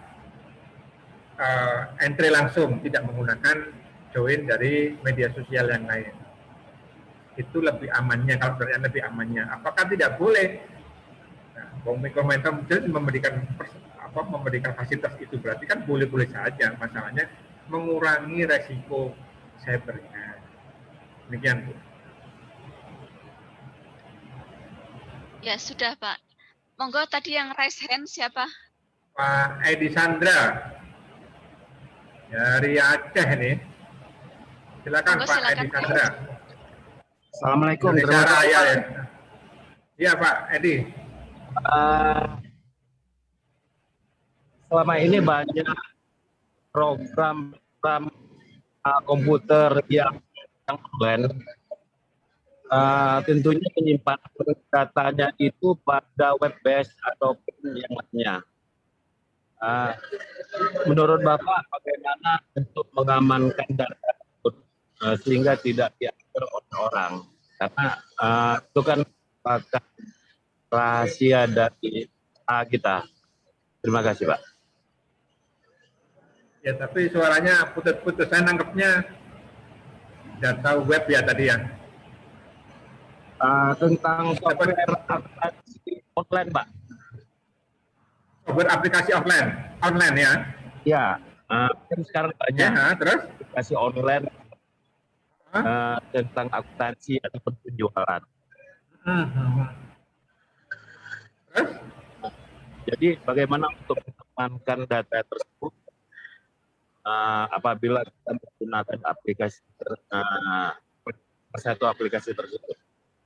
Oke, Pak, saya paham dah. Begini,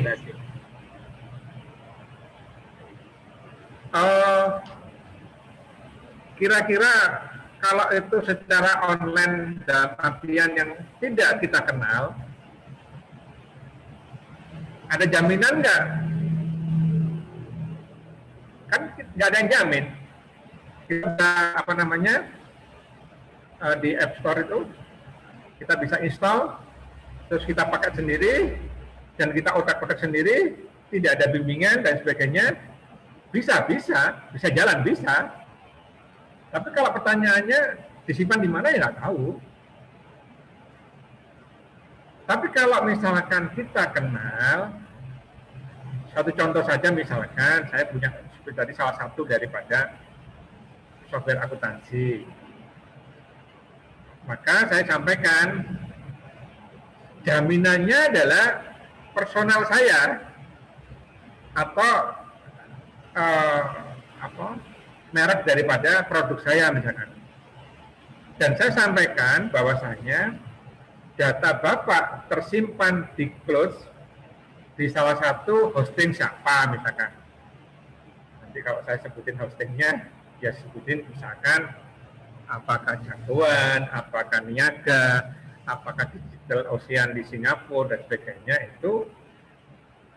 itu yang bisa kita tanyakan lebih awal. Tapi kalau kita kenal saja dengan orangnya enggak, ya tentunya ya ada resikonya juga gitu. Begitu Pak Edi Sandra. Artinya terlalu besar resikonya Pak ya, kecuali kalau kita mengenal orangnya Pak. Putus Pak, ulangi lagi, mohon maaf. Artinya software tersebut sangat tidak besar risikonya Pak ya, kecuali kalau kita mengenal orangnya. Iya, kan banyak sekarang, bahkan sekarang banyak yang gratis kan. Betul. Bahkan ada beberapa, mungkin kita bertemu di tempat yang lain itu ada ya adalah, maksudnya beberapa software yang ada itu, terus apa namanya, kita nggak tahu dengan siapanya, kira-kira apa brandnya itu mendapatkan kepercayaan apa enggak. Jadi kan sama sekali tidak bisa ada jaminan. Kalau pertanyaannya bisa dijamin, nggak ada. Aman, tidak ada. Aman mutlak, semua ada resikonya. Yang paling memungkinkan adalah memang kita bisa berkomunikasi lebih awal dengan siapa penghubungnya, apakah pemiliknya, atau timnya, atau apa, sehingga kita bisa berkomunikasi lebih jelas. Seandainya micromentor itu kan juga apps ya, tapi di sana diatur sebuah sistem, siapa master mentornya, siapa yang menjadi mentornya, ini dapat mentor dari mana, itu sudah ada linknya semua. Sehingga bisa ditelusuri jejaknya. Lah, jejak inilah yang menjadi kepercayaannya. Kalau tidak baik, maka tidak baiklah nilainya yang ada di dalam data-data yang dari micromentor. Begitu Pak Edi Sandra. Oke Pak, terima kasih banyak Pak jelasannya. Ya. Bu Tata silakan. Oke, ini ada satu lagi. Mungkin satu pertanyaan lagi aja, Pak. Ini ada yang raise hand, Pak Budi Mario. Itu raise hand yang tadi atau raise hand yang baru? Ya. Yang tadi maaf. Yang tadi. Oh, yang tadi. Oh, yang tadi. Katanya yang tadi. Mungkin ada satu pertanyaan lagi. Oh iya, monggo silakan Pak Yaya. Tadi ada pertanyaan terkait sebelumnya terkait penggunaan yang lebih baik pada akun yang diminta untuk masukkan Google Mail atau Facebook atau Twitter yang kita jelaskan kemarin. Lebih baik akun-akun itu beda dengan akun email pokok Bapak Ibu. Jadi lebih membuat keamanan lebih baik. bedakan dengan itu dengan email yang pokok. Isi saja email, jangan langsung ke Google, jangan dipilih di Google, diisi aja inventor itu, diisi email aja. Bedanya ya bisa dengan huruf besar depannya atau huruf kecil gitu. Jadi intinya sama tapi ada perbedaan sedikit. Terima kasih. Oke, terima kasih Pak Yaya tambahannya. Terima kasih. Mungkin teman-teman untuk yang keempat ini saya akhiri. Nah, Sebentar Bu Tata. Ada tambahan? Sebentar Bu Tata, ini harus kewajiban. Terlihat ya di share screen-nya bahwasannya Mikromentor ada di Facebook, ada di LinkedIn, ada di Twitter, ada di Instagram. Bisa di-follow sana untuk mengikuti perkembangan-perkembangan yang ada. Demikian, terima kasih. Terima kasih Pak Her. Nah, teman-teman, ini nanti setelah sesi terakhir ini, sebentar saya share ininya dulu ya, post-test. Nah, setelah post-test, nanti di grup masing-masing akan ada form khusus, namanya form pendamping terlatih. Jadi seperti ini, saya coba.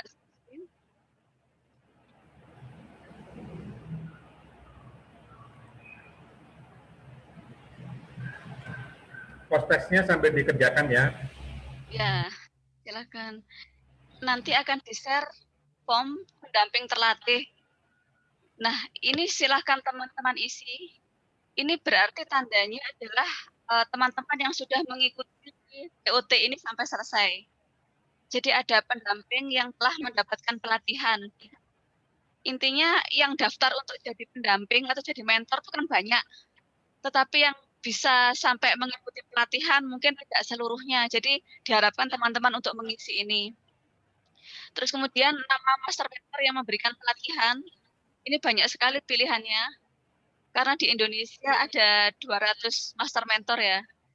Ini kita pilih nama pendamping yang ada di grupnya masing-masing.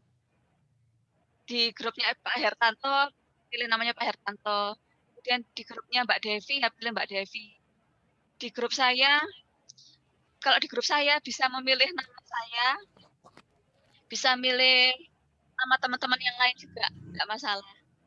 Terus di grupnya Pak Yahya juga bisa memilih Pak Yahya sebagai master mentornya. Terus grupnya Mas Ali Wijaya juga bisa diisi master mentornya, namanya Mas Ali. Ini karena master mentor yang memberikan pelatihan keamanan cyber itu yang kita laksanakan hari ini gabungan ya. Daripada saya 1 hari memberikan materi sampai 4 hari, nanti kan teman-teman bosan. Jadi kita bergantian supaya ada variasinya. Terus berikutnya diisi nama lengkap, karena ini keterkaitan dengan sertifikat nantinya. Ini diisi nama lengkap, terus kemudian alamat email teman-teman, bukan alamat email master mentor ya. Alamat email teman-teman. Terus kemudian selanjutnya nanti untuk mentor itu akan dapat label khusus. Jadi lencana hijau yang ada di akun mikromentornya, kalau belum dapat itu silakan isi, dapatkan label. Seperti itu nanti diikuti. Itu yang untuk form A1 atau form pendamping terlatih. Nah, terus kemudian kemarin ada yang sempat bertanya, apakah setelah mengikuti TOT ini langsung dapat sertifikat? Jawabannya belum, karena masih ada 1 langkah lagi teman-teman. Yaitu karena kita adalah mentor, jadi kita bertugas untuk melatih UKM minimal 4 UKM yang kita berikan pelatihan mengenai keamanan cyber ini. Untuk UKM-nya teman-teman bisa mencari sendiri di komunitasnya atau di sekitarnya, atau mungkin gabungan dari beberapa komunitas juga bisa. Nanti, sebentar ini saya nanti setelah teman-teman melakukan pelatihan kepada 4 UKM minimal, nanti ada form yang teman-teman isi. Nah, ini yang mengisi teman-teman ya, teman-teman mentor yang mengisi. Ini nama pendampingnya itu berarti nama mentor. Terus kemudian ID mikromentornya, ID mikromentor teman-teman ini yang diisi, email, WhatsApp, terus nama master mentornya, sama seperti yang di form pendamping terlatih tadi ya, sama. Yang diisikan sama. Terus kemudian ini ada 4 orang yang sudah kita latih. Ada 4 orang yang sudah kita latih, itu kita masukkan ID-nya masing-masing. Jadi intinya mengajak wirausaha atau UKM yang kita dampingi untuk turut daftar di Mikromentor, dan ini ID-nya dimasukkan ke sini. 4 atau 6 orang ya. Kalau misalnya lebih dari 6, silakan menghubungi master mentornya. Nanti ada pengisian lain. Itu. Nah, nanti harapannya setelah masuk ID UKM-nya, nanti kan terhubung ID mentornya, terhubung ke master mentor. Itu yang akan dilacak oleh pihak Mikromentor Pusat untuk menerbitkan sertifikat. Itu teman-teman. Jadi ada 2 form lagi yang nanti bisa diisi, akan di-share di grup ya. Mungkin sementara informasinya seperti itu. Kalau ada pertanyaan bisa disampaikan.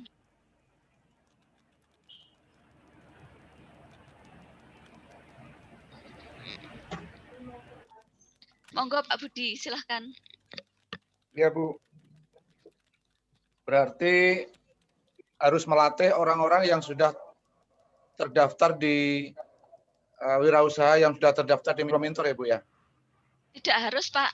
Jadi teman-teman kita di komunitas kan mungkin banyak juga yang belum menjadi belum memiliki Mikromentor ya, belum jadi anggota di Mikromentor, itu bisa kita arahkan untuk daftar sama seperti prosesnya Pak Budi sebelumnya.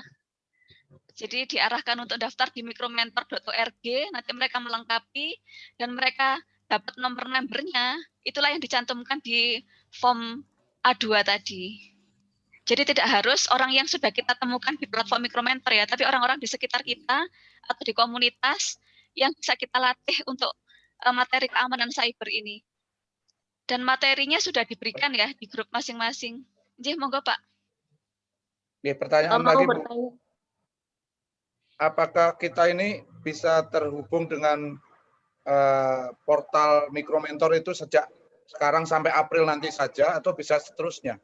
Seterusnya Pak. Jadi nanti platform Mikromentor itu akan ada terus, seterusnya ada. Walaupun program sigap ini sudah berakhir di bulan April, tapi platformnya akan terus berjalan seterusnya itu. Terus kemudian kalau ada mungkin ada yang ditanyakan lagi Pak mungkin sebelumnya. Saya tambahkan lagi, bisa? Bapak tetap akan terhubung dengan Mikromentor. Kemudian nantinya banyak pelatihan-pelatihan yang akan diumumkan oleh Mikromentor.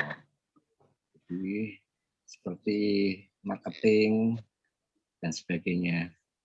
Kalau di Mikromentor itu kalau saya lihat ada pertanian, ada UMKM dan sebagainya. Jadi Bapak Ibu tetap terhubung dengan Mikromentor karena ada kan di situ di pelatihan saya itu kan banyak linknya. Nah, itu nanti ada pengumuman-pengumuman ataupun informasi-informasi penting lainnya. Jadi tetap sampai kapanpun Mikromentor Bapak Ibu akan terhubung dengan itu. Terima kasih. Terima kasih. Saya sedikit tambahkan lagi teman-teman. Ini nanti jam 1 siang ada pengukuhan Master Mentor dari Kementerian Koperasi. Halo. Jadi Master Mentor di seluruh Indonesia. Nanti siang jam 1 akan ada pengukuhan dari Kementerian Koperasi. Jadi kegiatan kita ini diketahui secara jelas oleh kementerian. Jadi nanti kegiatan-kegiatan selanjutnya kita kan masih terhubung ya. Apabila ada kegiatan dari pusat, maka akan disampaikan ke Master Mentor dan nanti akan disampaikan ke para mentor. nanti para mentor bisa juga menyampaikan ke UKM yang didampingi. Seperti itu. Jadi nanti kita terhubung juga dari pusat, nanti melalui master mentor, informasinya akan sampai ke teman-teman mentor dan nanti diusahakan supaya bisa sampai juga ke teman-teman UKM yang didampingi. Oke, ini ada pertanyaan beberapa orang raise hand. Pak Nelson, monggo silakan. Ya, terima kasih atas waktu. Pertanyaannya kapan batas waktu pelatihan dimulai, Bu? Kalau batas waktu pelatihan dimulai itu setelah teman-teman mengisi form pendamping terlatih tadi. Jadi itu kita bisa langsung mulai setelah mengikuti itu. Terus kemudian nanti materi-materi pelatihan termasuk recordnya melalui YouTube maupun melalui link akan kami berikan. Jadi buat teman-teman nanti mungkin saat akan melakukan pelatihan bisa melihat atau menonton dulu review, mengingat-ingat materi yang disampaikan oleh master mentor itu bisa dipelajari. Nanti untuk ke UKM kita bermacam-macam ya caranya, fleksibel sesuai dengan kondisi di sana. Bisa offline, teman-teman bisa melakukan pelatihan secara offline itu tentunya dengan protokol kesehatan ya. Bisa juga melalui Zoom seperti ini, melalui WhatsApp mungkin kalau untuk materi bisa di-share. Ada juga beberapa teman mentor yang melakukan pelatihannya lewat WhatsApp karena di daerahnya itu sinyal untuk Zoom-nya sangat-sangat tidak stabil ya. Jadi mereka memilih lewat WhatsApp aja bisa. Jadi apapun yang penting kita sampaikan kepada UKM bahwa keamanan cyber itu lebih penting gitu ya, supaya meminimalisir sedemikian rupa resiko cyber yang bisa jadi mereka Nelson. Nanti batas waktu akhirnya itu April. Jadi kita bisa start setelah mengisi form pendamping terlatih nanti akan saya share di grup. Terus kemudian batas waktu untuk teman-teman melakukan pelatihan itu sampai pertengahan bulan April. Nanti jelasnya akan kami informasikan juga untuk waktunya. Siap. Ya, makasih. Baik, ini sama-sama Pak Nelson. Ini ada siapa lagi yang raise hand? Ini Pak Heru. Pak Heru, monggo Pak Heru. Makasih Mbak Tata. Assalamualaikum warahmatullahi wabarakatuh.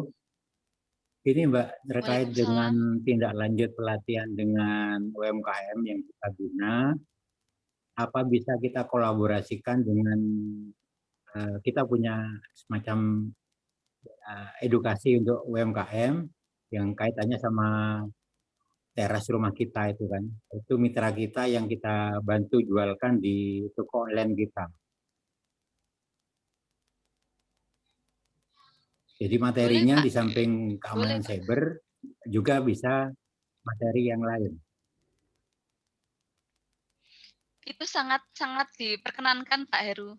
Jadi bisa jadi untuk daya tarik ya, karena kalau teman-teman kita share tentang keamanan cyber, mungkin banyak UKM yang berpikiran mungkin belum merasa materi pelatihan kuasai atau bekerja sama dengan pihak lain tidak masalah.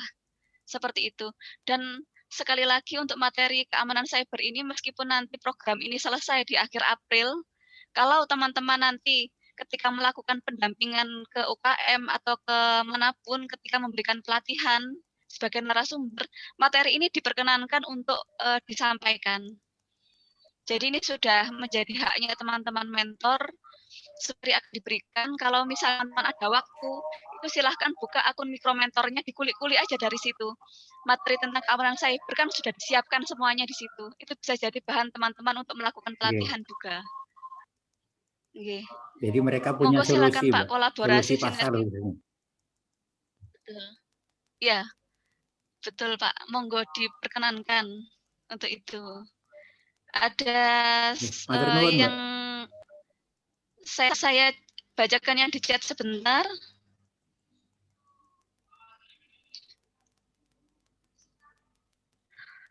Dari Pak Faisal, untuk nama mentor, kami mohon dibuatkan list nama pendamping kami. Iya Pak, pendampingnya itu koordinator di grupnya masing-masing Pak. Nanti akan saya share juga, jadi akan dipandu nama pendamping yang, nama master mentor yang dipilih siapa saja, begitu.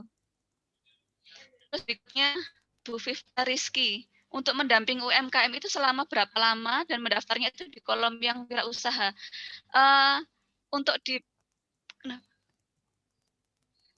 sebentar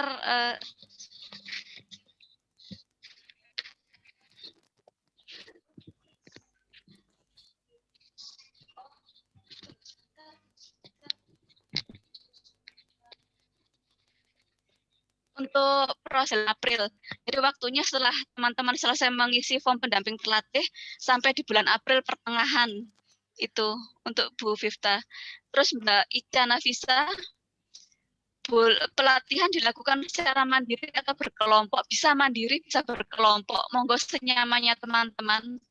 Jadi ada yang satu wilayah itu mengadakan pelatihan bersama-sama gitu juga diperbolehkan, tapi nanti nama mentinya atau nama UKM-nya itu dibagi minimal 4 UKM. Jadi boleh dilakukan secara bersama-sama, mentor-mentor yang mungkin terhubung ya, atau satu lokasi atau kerjasama antar mentor juga diperkenankan. Terus kemudian, oke, ini sudah dibantu jawab oleh Mas Ali.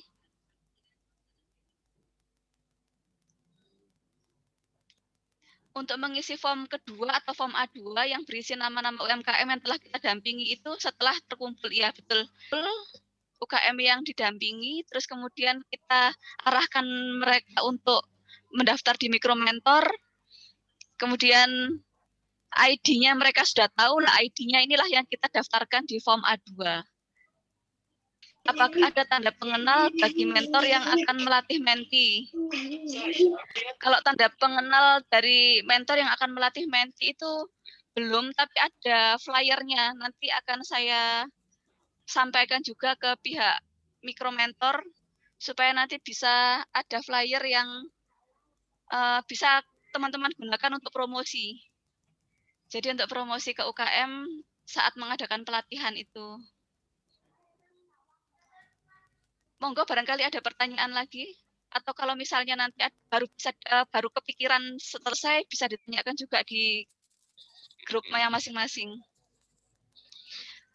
Pak Hertanto atau Mas Ale bisa minta tolong dipandu sebentar nggih.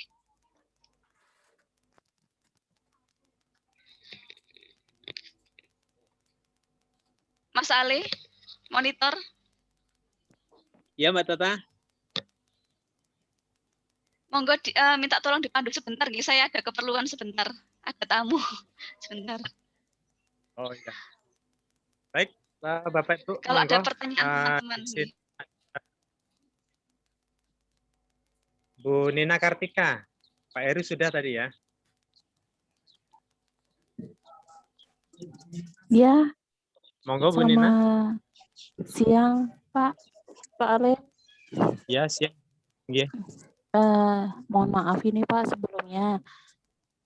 Ini kan saya udah punya beberapa UKM yang mau saya dampingin. Itu langsung dimasukkan ke form A2 atau gimana Pak?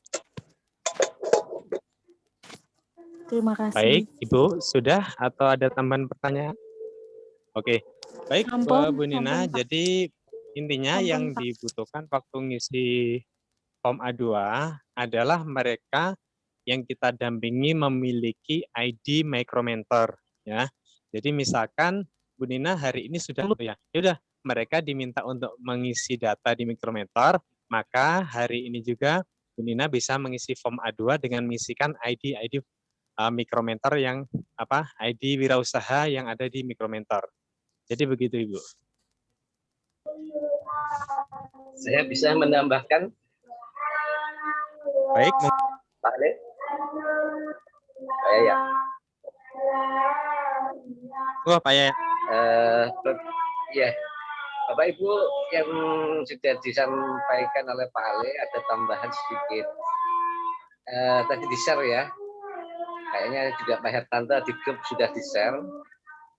Saya juga kami share terkait form pendamping terlatih.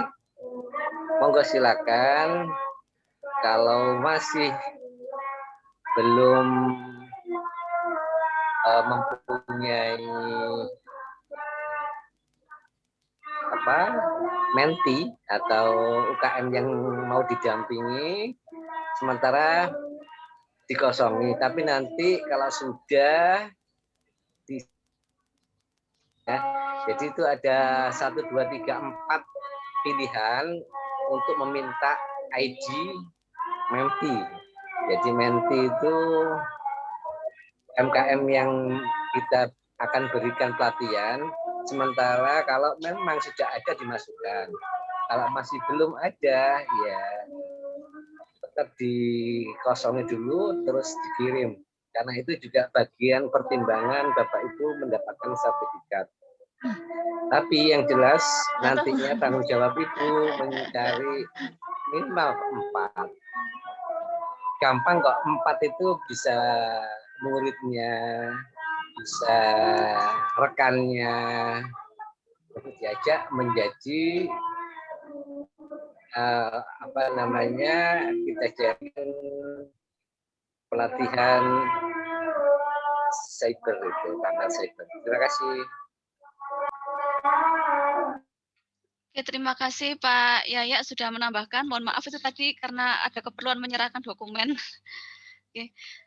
Sampai di sini teman-teman ada yang ditanyakan lagi? Kalau sudah mungkin bisa kita akhiri. Saya Bu, sebentar. Saya bisa tanya. Ya Bu Tata. Oh ya Bu Riris. Monggo Bu Ya, Riris. mohon maaf.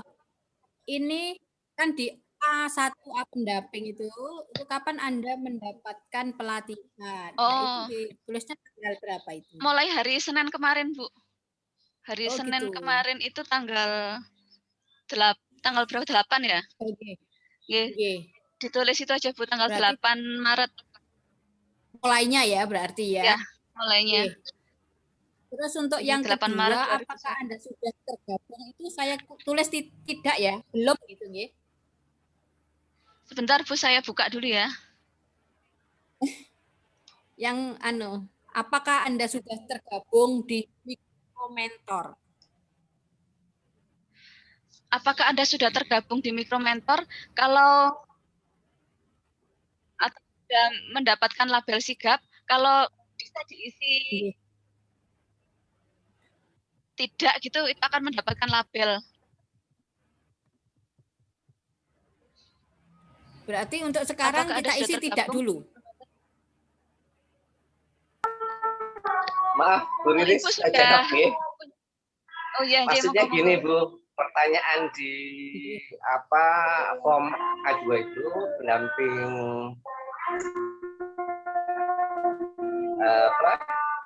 pelatih itu Bapak Ibu kan mulai awal kita harapkan punya ID Mikromentor.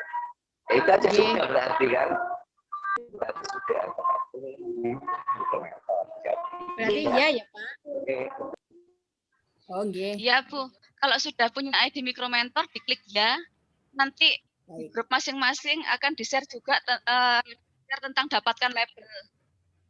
Jadi nanti yang sudah terdaftar juga bisa mendapatkan label khusus. Ya, terima kasih. Ada lagi mungkin? Saya Bu, sedikit Bu. Iya, monggo Pak. Saat melatih menti, apakah ada buku monitoringnya atau semacam isian yang akan diisi, poin-poin apa saja yang perlu dilaporkan begitu Bu?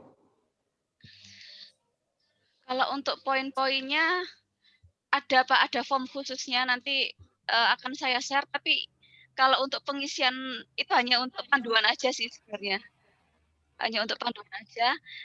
Sebenarnya nggak banyak karena terkait datanya UKM saja.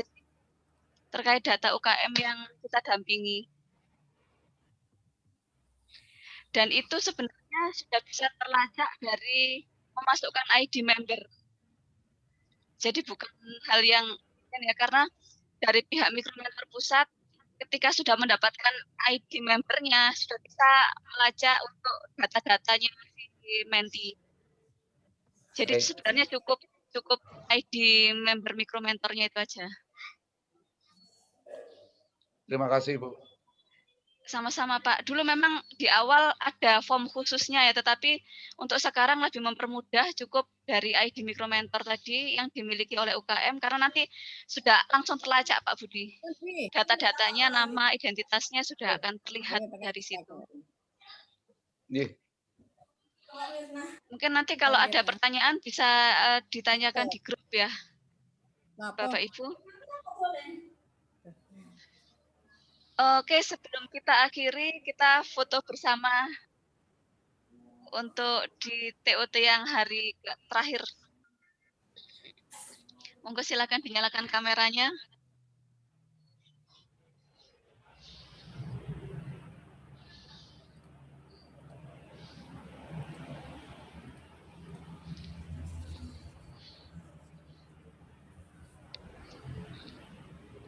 Itu enggak Mbak? 1, 2, 3 Oke. gitu.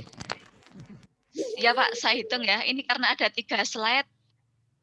Jadi di foto 3 kali ya. Pak Hertanto backup juga ya. Siap. Siap-siap. Tampilkan senyum terbaik. Paling ceria. Terima kasih. 3, 2, 1. Slide kedua. 3, 2, 1. Slide ketiga. 3, 2, 1. Sudah selesai teman-teman, nanti akan dikirim ke grup. Saya moderator, mohon maaf apabila ada kesalahan. Saya ucapkan terima kasih atas kehadiran teman-teman yang sangat antusias, teman-teman mentor yang luar biasa, sangat semangat sekali. Dan semoga ilmu yang kita peroleh dalam beberapa hari ke depan ini bisa bermanfaat juga untuk kita dan juga untuk orang-orang di sekitar kita. Amin. Terima kasih. Akhir kata saya ucapkan wassalamualaikum warahmatullahi wabarakatuh. Waalaikumsalam warahmatullahi wabarakatuh. Tolong jangan lupa post-test, Bu. Iya Pak, sudah saya kirim tadi. Saya kirim di grup juga. Sudah selesai Pak, post-testnya. Dapat berapa Pak Nur? Bu Titin, apa kabar? Halo Pak Ben, alhamdulillah. Sehat. Saya kok nong. Ayo ngopi, tak enteni. Ngopi ya. Tapi itu mau Mbak maaf. Tata maaf ya, semuanya, ini kangen-kangenan. Karena terkait dengan jaringan. Minggu depan insya Allah ketemu di Malang. Bisa mengikuti dengan tuntas, dengan maksimal. Kami Bapak panitia mohon maaf yang sebesar-besarnya. Dan saya bulan mohon maaf kami lagi. Terima kasih. Assalamualaikum warahmatullahi wabarakatuh. Waalaikumsalam. Waalaikumsalam warahmatullahi wabarakatuh. Insya Allah minggu depan saya. Terima kasih Pak Yaya. Terima kasih semuanya, izin live. Monggo. Ada Pak. Pak Ben. Teman tidur itu.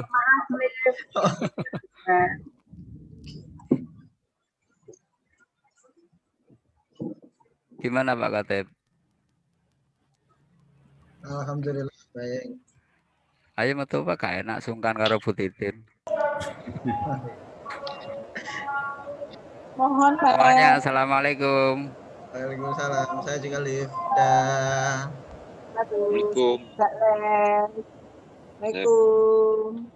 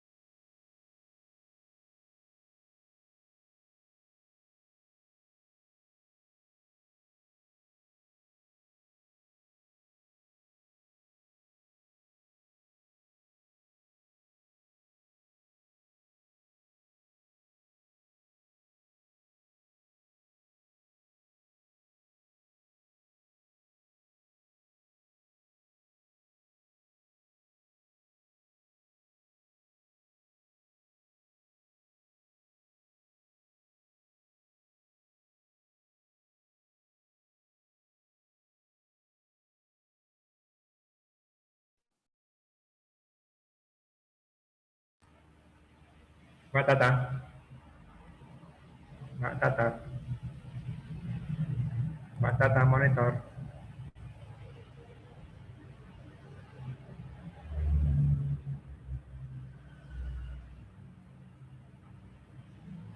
Mbak Tata dengar.